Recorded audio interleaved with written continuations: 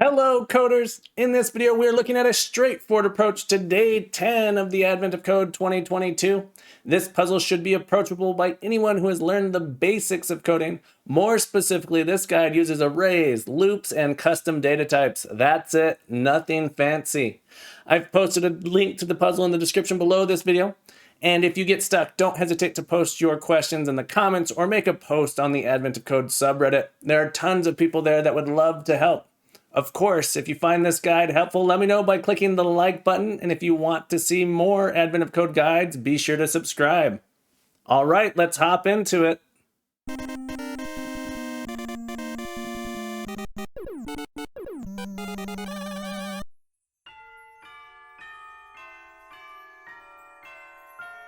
Despite your best efforts, the rope bridge collapses beneath you. You plunge into the river below and swim to shore. The elves yell something about meeting back up with them upriver, but the river is too loud to hear their exact words. Reaching into your pack, you find the communication device the elves gave you has been damaged by the fall, cracking the screen. Can you design a replacement for the device's video system? Captain Coder here with day 10 of the Advent of Code 2022. I'm soaking wet from falling into this river and can't wait to dry off. I'd love to send the elves a message, but as you just heard, our communication device is busted.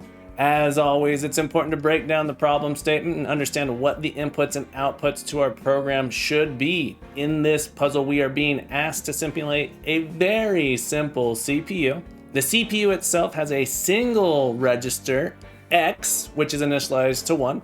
Don't let the word register scare you. It just means the CPU has a variable called X. We can also think of a CPU kind of like a clock that ticks repeatedly. During each tick, the CPU performs part of an instruction, and in this puzzle, ticks are referred to as cycles. This simple CPU is capable of handling two types of instructions. We have an add instruction. This instruction takes in a number and increases our register by that amount, or decreases it if it's negative. The instruction here takes 2 cycles. This second instruction is the no-op instruction. It does nothing except eat 1 cycle. For our puzzle, we're going to receive an input file with a list of these instructions to execute, and it's important to understand how the timing of an instruction works. This problem description gives a very detailed and thorough explanation, and we're going to go into that in detail during our implementation. As we process the instructions, we have to sum up 6 signal strengths, which is determined by the cycle that we're currently on multiplied by the value in that register X. More specifically, the 6 cycles that we have to calculate are the 20th, 60th, 100th, 140th, 180th, and 220th cycle. As we calculate those, we keep a sum of them because the final solution requires us to produce the sum of all 6 of those signal strengths. Hopefully you have an understanding of the high-level overview of this puzzle, so let's talk about a strategy for approaching it. First, we are going to define a simple data type for our instructions, as well as a parser for them. Second, we're going to design a model for our CPU. With that model in place, we're going to write 2 functions. The first one's going to be a LoadNextInstruction, which allows us to load an instruction into the CPU. The second function we're going to write is called tick, which has our CPU process a single cycle. And with this in place, we can solve the puzzle by loading instructions into the CPU, calling tick repeatedly, and calculating the signal strengths at the appropriate times. With this 5-step plan in place, let us dive in. The first thing we're going to do is we're going to define an instruction type which will handle our inputs. In this case, I've created a record type in C#. You can use a class or a struct depending on what your language provides. But an instruction tells me how many cycles it's going to take to process, and it's also going to have a value that it's going to add to the X register when it is finished executing. So in this case, a no-op instruction is actually just an instruction that has 1 cycle and it adds 0 to value. Then I'm going to write a parse instruction method, which takes a single line of input and produces the correct instruction. And using that, then I'm going to write a parse instructions, which takes an array of our inputs, iterates through them, and builds a list of all of the instructions. To help me ensure, give me confidence that my solution is working when I'm done implementing it, I have written 3 tests here. 1 to test parsing in a no-op instruction, 1 to test parsing in add. I made sure that I am testing both a positive and negative number being added in. And then also a test parse instructions where I've built a short sample input with a no-op, an add x15, 2 no-ops, add x -11, add x4, and then I go ahead and parse them in and check that it produces the correct values by comparing this expected list with the result. So go ahead, write yourself a test, see if you can implement your instruction type as well as your parser, and then run it against your test.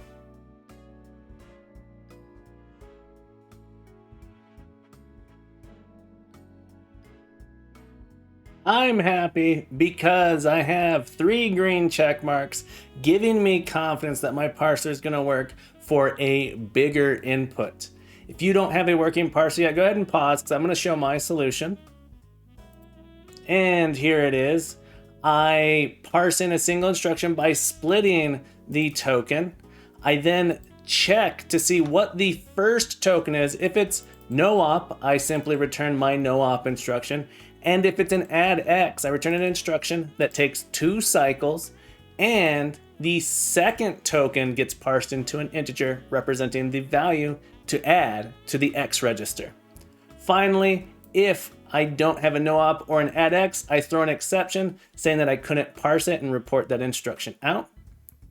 Having this parse instruction makes parse instructions very easy. I take in an array of inputs, I create a list, I loop through, I iterate through all of the inputs calling parse instruction and just adding that generated instruction into my list. And finally, I return the whole list. Next, we need to come up with a model for our CPU. What are the properties that the CPU needs to have? I'm going to recommend that you create a CPU that accepts a program as input. So to create one, you have to give it a list of instructions. This is the program that you're going to execute. It needs to have a register X to keep track of that register. It needs to know which cycle it is about to execute, as well as how many cycles it's going to take to execute the current instruction, which brings me to, you need to know a current instruction. So those are the 5 properties that you're going to need. You're going to have to give it a list of instructions. You're going to have to keep track of the register X. You're going to have to keep track of which cycle you're about to process. You're going to have to keep track of how many cycles are left on the current instruction, as well as what the current instruction is.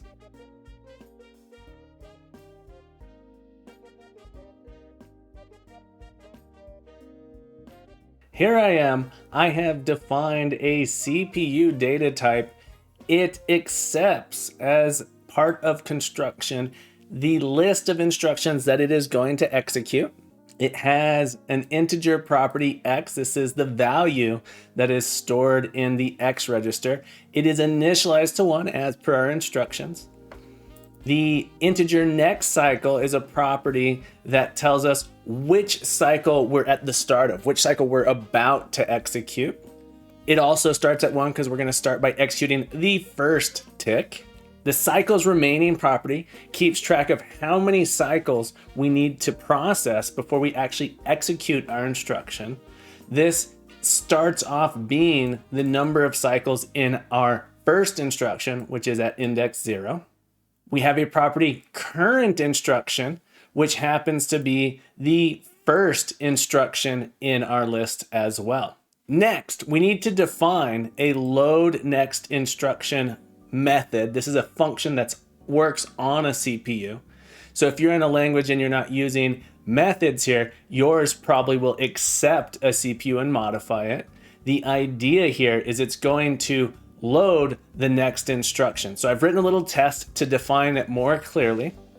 So if I go over to my CPU test, I have this list of instructions. I have a no-op, an add instruction with add 3, another OOP, and then an add instruction -5.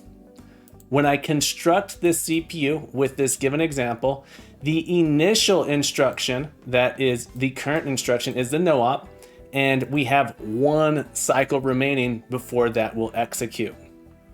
If we call LoadNextInstruction, it's going to go to the next instruction in our list here. This time it's going to be that add instruction 3. That should be the current instruction, and we should have 2 cycles remaining. When we call load instruction again, this is going to get that no-op that comes after, and it's going to have 1 cycle. And lastly, we call load instruction another time. We're going to get that 5, that -5 add instruction, and we're going to have 2 cycles remaining. So I've built this little test such that when I run it, so let me run it real quick, we'll see. It's going to fail because my load instruction doesn't do anything yet. But this gives me confidence that I'll be able to load the next instruction each time. So loading the instruction should take the instruction that follows the current one, sets the current instruction, as well as the number of cycles remaining. Go ahead, give yourself a test, write your implementation, and run your implementation against your test.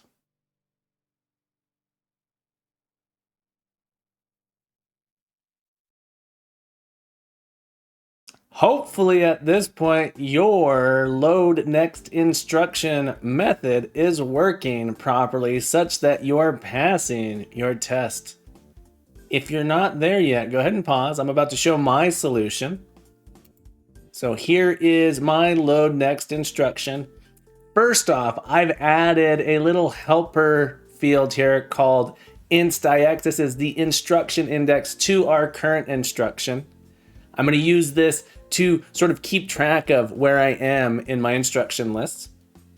I check to make sure that the instruction isn't at the end of my instruction list.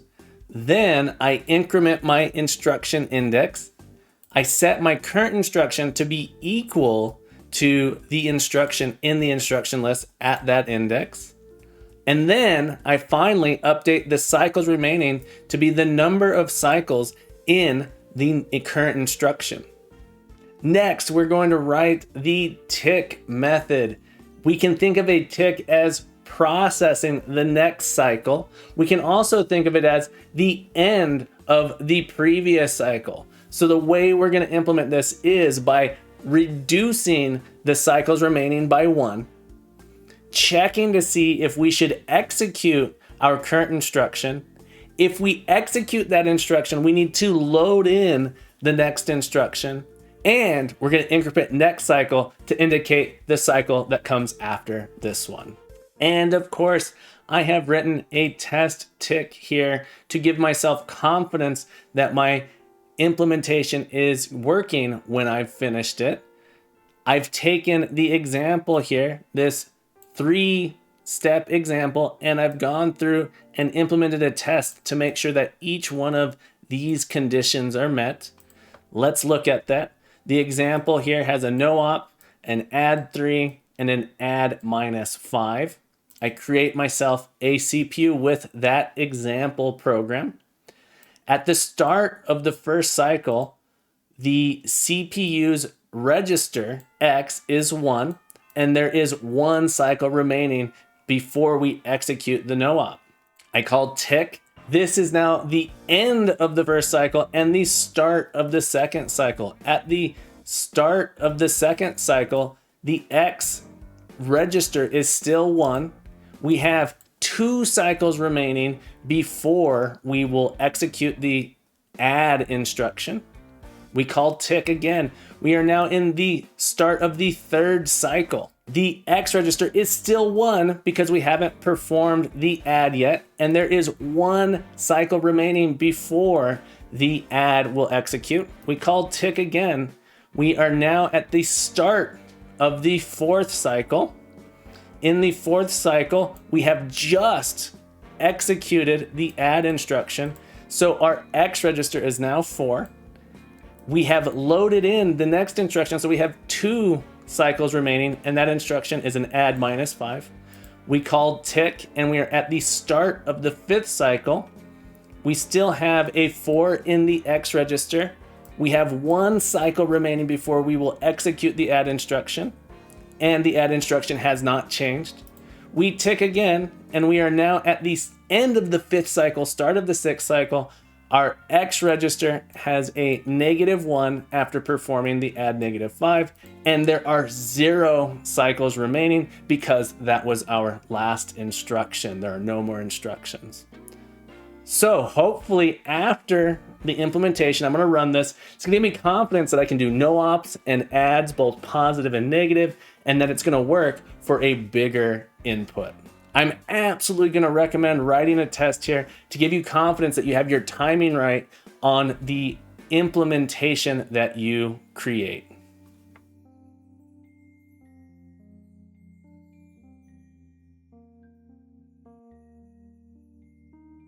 Ideally, your tick method is now working and passing your tick test, giving you confidence that it's going to work for a larger input. If you're not there yet, go ahead and pause. I'm going to show my solution. And here it is.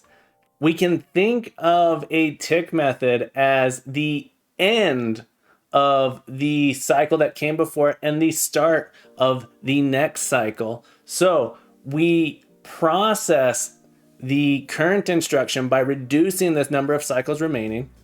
We check whether or not we are ready for the next instruction. If we are, we execute the current instruction by adding its value to the X register.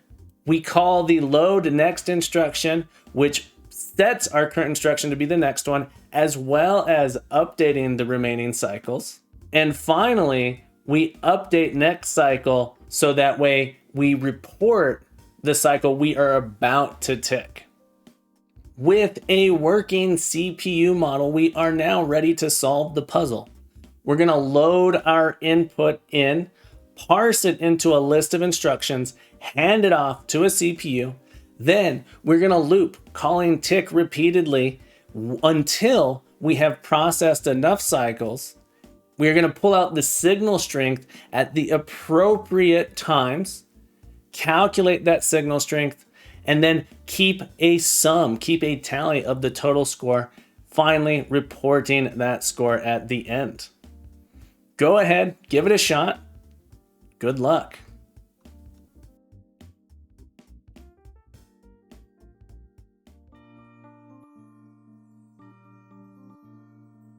I'm happy. I'm smiling because I just ran my program and it's outputting exactly what the example is telling me it should. I took the example, put it into a text file, ran my program, and I see that at counter 20, I get 420, at 60, 1560, etc., all the way down to 220 where I get 13,140. This is the exact output I should expect based on my example.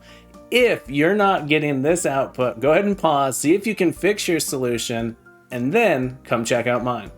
Here is mine. I start out by reading in all of my input from my example txt, parsing the instructions into a list, and constructing a CPU. I'm calling it CRT. I initialize a score value to 0. Then I do a loop.